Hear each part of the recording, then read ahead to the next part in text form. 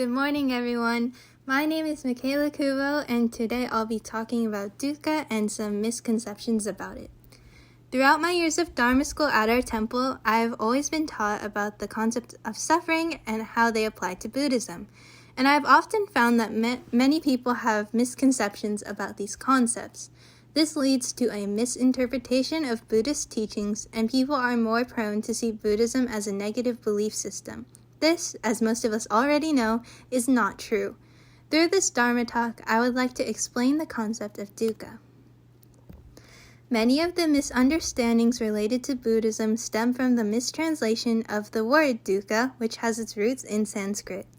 Although many people have translated it as suffering, a more accurate translation is unpredictable.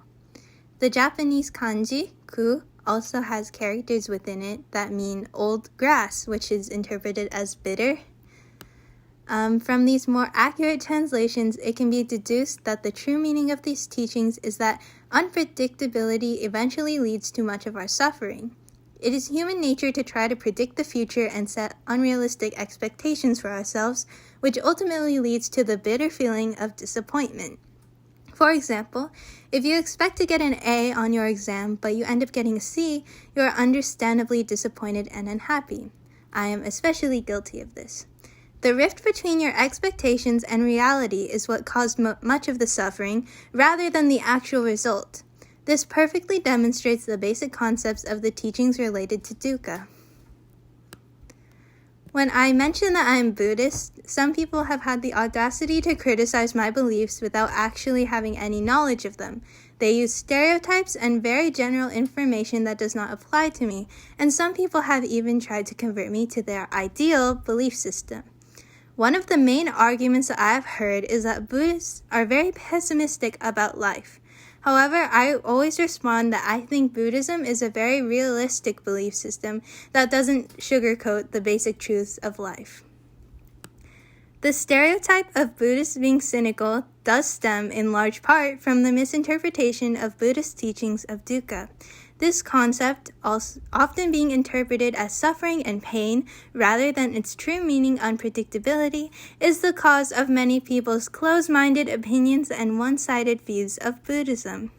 If people actually took the time to understand these concepts correctly, people would begin to see Buddhism for what it is and its clear connotations of life and unpredictability. By keeping an open mind and accepting results as they come to us, our lives would significantly improve. The expectations that we all hold for ourselves can often be unrealistic, and so we are met with disappointment. We must learn that sometimes things cannot be helped and we cannot change the past. Holding on to these expectations only has detrimental effects on you. By accepting what has happened and moving on without regrets, we can meet tomorrow with a fresh start and a clear mind. I know that it is extremely unrealistic for everyone to suddenly throw away their preconceptions and predictions about certain results and life events. Of course, things like that are human nature and cannot be changed so easily. Changing that human nature is much harder than learning how to recover from disappointment and suffering that can arise from unmet expectations.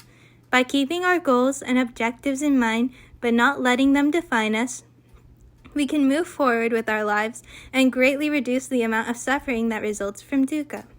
Life will always be unpredictable, and we must accept that as a fact in order to be more content. Thank you. Namo Amida Butsu.